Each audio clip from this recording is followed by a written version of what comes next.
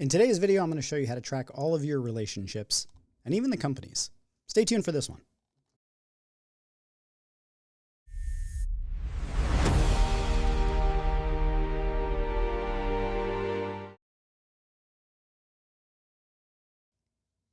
Thanks for joining me again on the Superhero Institute. My name is Jeff Gibbard. I am the host of these videos and the founder of the Superhero Institute. You should check it out. It's really cool.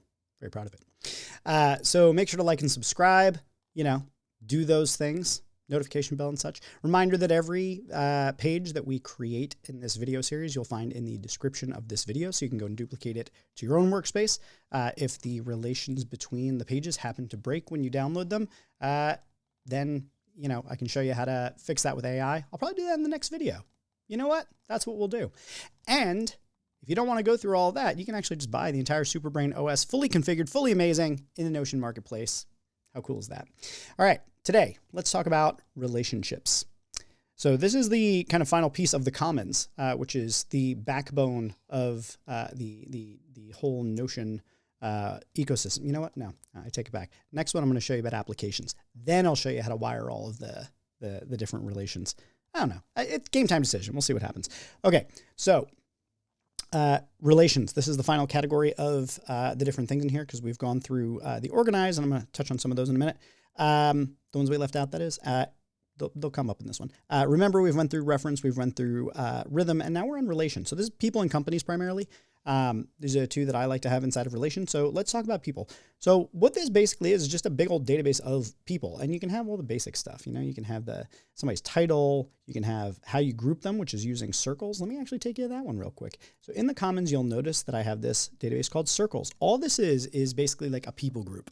And circles, I directly ripped that concept off from Google+. You remember Google+? I remember Google+.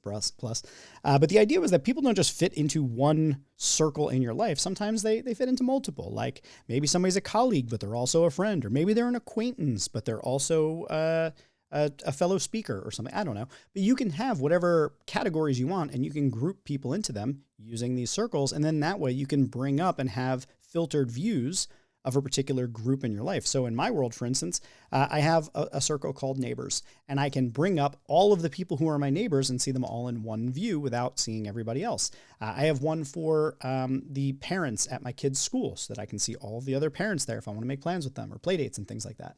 So you can use circles however you want, but it is the organizing method for all of the things that you do with people. Now, people is such an important category in here, and especially when we get later into AI, you'll see just how amazing it is to have a people database. But what you do is you can put in all of the things that are important to you. You have the basic stuff, and one of the relations you're going to want is to the company database. So this way you're able to go to companies and see the people that work there, and you're able to go to people and see what company they work at.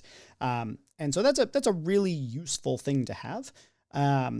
You also can connect it to your locations database. This is super useful because if you are traveling, you might think to yourself, oh, who do I know in Philadelphia? Or who do I know in Honolulu? Who do I know in Colorado? And you can then go through and look at the locations and pull up a filtered view of all of the people filtered by location, and you're able to see who you know in a particular location. Very, very useful. I've got birthday in here. That's a useful one. And I have a whole system where you can build like a countdown timer and things like that. And then here I've just got two little boxes for about and interest, and you can put whatever you want in there. In mine, I also have people linked to a database called Allergies. And so I'm able, when somebody tells me about one of their allergies, I put it in their people reference and reference it to the database of allergens. So that way I can know who's allergic to peanut butter, because in my house, we eat a lot of peanut butter and they should not come over if they have a peanut allergy. And I can, if I'm having someone over for dinner, I can know what not to cook for them because I don't want them to go into anaphylactic shock. So that's one that I have. You can put whatever you want in there. So you can have as many of the different things in here as you want. Or you can put it right into the body, and you can also connect it to your notes database so that you can have notes on people, and you can have it connected to your updates where you would have a list of any important interactions that you've had with a particular person. So you can kind of use it as almost like a relationship CRM in that way. And there are ways, and I have shown people how to build this, and I've had this for myself in the past, where you can create sort of like a keep in touch window field, and then have it calculate when you should stay in touch with someone, and a formula where you can have it grade your relationship health. You can do a lot of different stuff with this, but the basic idea is just having a database of people allows you to just have a place to capture information about them, much like a CRM. And like I said, you can also have a companies database, which is what we have in here, and you're able to see by location where that company might be. You can have a phone number, and you can build a database in here where maybe if you are having customer service related issues, you can put that in there. Inside the Notion Marketplace, I have a free template called Customer Service Call Log. You can go get that, and you connect that to your company database, and then you're able to actually log if you have to call your cell phone or your cable company, and you can actually log all of the interactions you've had with them there and hold people accountable what they said that they were going to do for you. So that is super useful to have as well. So the basic idea, though, is just that you have people, you have companies, and you have your circles for organizing people, and you have your locations for organizing or tracking both. And you can connect any of these to any of your other databases. If you wanted to have notes on companies, there's no reason you couldn't connect companies to notes. If you wanted to save articles from a particular company, let's say you like a particular newsletter or a person, you can connect your articles database to your people. And then anytime you get a newsletter from someone you really like, you throw it in your articles database and you connect it to that person. A lot of ways you can do this, but the idea that we've gone through in all of these videos so far is that with this core set of databases, you can connect everything to everything else and quickly be able to find things through simple filtering and sorting. And even if you can't find it exactly that way, then once you filter and sort, then you can use the search. So if you remember from my videos a ways back where I talked about taxonomy and organization, and I gave the example of walking into a house and needing something that's like a kitchen tool, you could walk up into the kitchen and search all the drawers for it, or you could stand at the front door and scream spatula. Obviously, I think it's better to walk into the kitchen in the first place. So if you're narrowing down where you're looking for something, you're going to have a much easier time finding it than just using the Notion search, which, quite frankly, once you have a lot of stuff in here, it kind of becomes useless. So it's really important to have this stuff organized. And when we get to the AI lessons later on down the road, which I'm going to show you this amazing stuff that I've been building with Notion AI, having an organized system where everything connects and links to everything else makes it so much easier when you ask the AI to go and find something. It has breadcrumbs to follow rather than needing to just do a semantic search and try and interpret the meaning of things. If you give things order and categories, it's much easier to find what you're looking for. So with that said, we've now gone through the entire basic setup of the Superbrain OS. So we've gone through all the categories that organize, the remember, reference, relation, rhythm, and we haven't gone through applications yet. That'll come next. That's kind of like an add-on piece. But that gives us a pretty good foundation. You've got your dashboard, your inbox. And so let me bring you back to here. So what I've got now is that I've been building this from scratch as we've been going through it, where essentially what you do is you get your dashboard, it's kind of wide open. You've got your inbox, we can put our buttons in. You've got your spaces, you can call them whatever you want them to be. And inside of Commons, you then have all of your different databases. I put a bunch of stuff in here so that you'd be able to kind of see what it looks like, copying over a lot of the same stuff. And all of these have been linked in the description of all of the videos you've watched so far if you've been watching this series. So you could duplicate each and every one of these, drop them in here into your Commons. So if you build this basic setup, you download these, you add them onto your Superbrain. Then you could download and duplicate all of these into your Commons.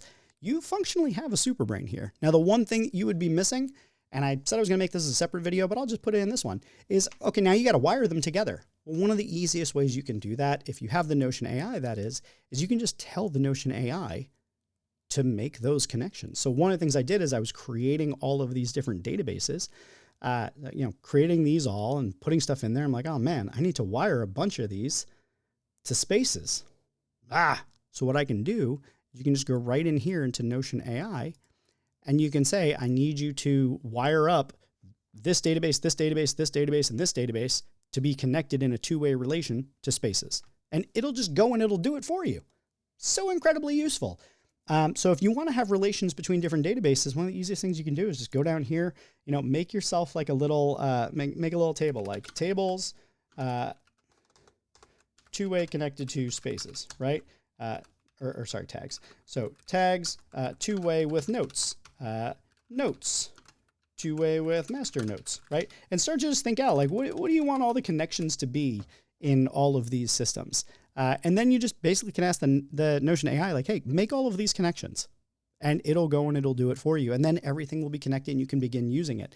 The important part of using a Superbrain and having a well-organized system is make sure you add the metadata. If you add spaces, you add projects, you add tags, if you add people, if you add locations, if you add memory categories, so whatever the relevant fields are there, you're just leaving yourself clues for later.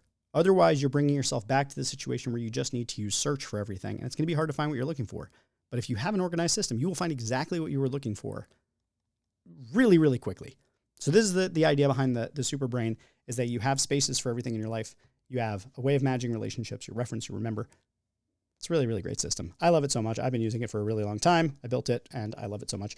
Reminder to like and subscribe. Reminder to do a pile driver on the notification bell if you want to know when new videos come out. And if you want to get the Superbrain OS, you can get it in the Notion Marketplace. It's for sale. For the amount of work that went into this, I got to be honest, it is really inexpensive because, wow, a lot of time and energy went into building this thing. So go and pick that up. And in the next video, I'm actually going to be covering applications. I'm going to show you how that works and how you can add on new functionality to your Superbrain using the core of the Superbrain, which is included in the disk format of dashboard, inbox, spaces, and commons, and all the things that are in there that I've shown you. You can add on to that with applications. And those are some of the things I'm also offering in the Notion Marketplace are combined systems that you can just add right into this and they work. And it's awesome and it's really great. So thank you for being here. And I hope you come back for the next one. I'll see you.